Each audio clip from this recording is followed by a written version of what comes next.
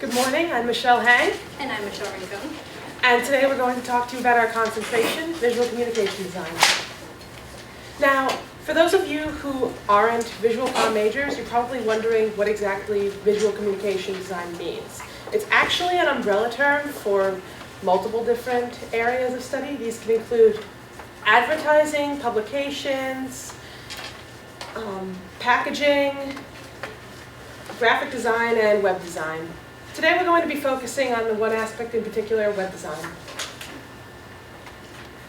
So we have to pose the question, what exactly is web design?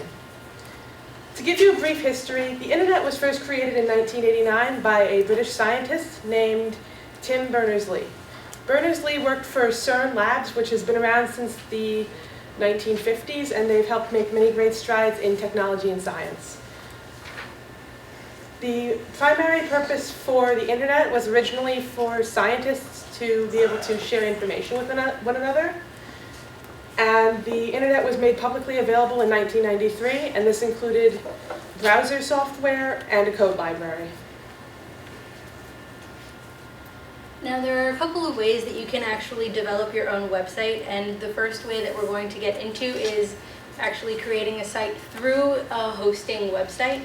There are a couple of pros and cons to creating a website this way, but the really good thing about going through a hosting site is that you really have no need to know how to code. You can find options that will host your site either for free or with various types of monthly payments.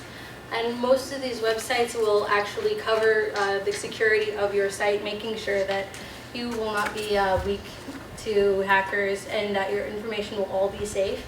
And you will always have full administrative access to your website, so you can control it however you see fit. Although you can do all of these through a hosting website, you also are very limited in terms of how the site looks. A lot of websites will give you templates and themes to base your site around, and you are always going to be limited to these themes.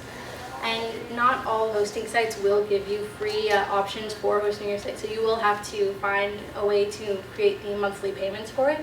And if you don't do enough research on the hosting site that you're looking to create your site on, you might fall to a site that is there to be as a scam.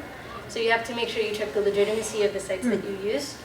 And you also need to be able to access the internet to be able to make any modifications to your website, which means that if you don't have an internet connection, you can't change the way something looks or update your site in any way. Now, because finding hosting sites is really hard, we've already